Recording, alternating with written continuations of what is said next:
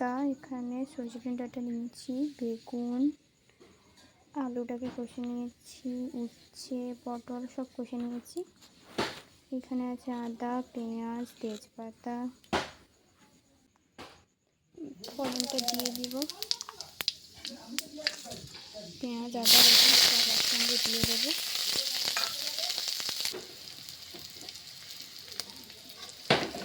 লঙ্কা, নুন, চিনি একসঙ্গে দিয়ে হলুদ একটু নেড়ে নেব।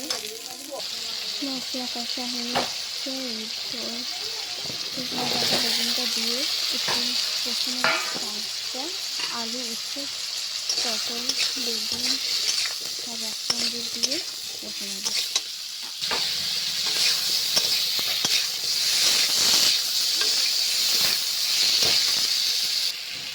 এইবার সব একসঙ্গে দিয়ে কষে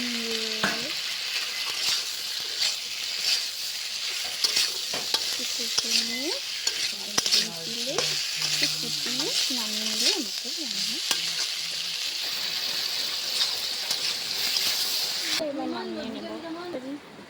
হয়ে গেছে।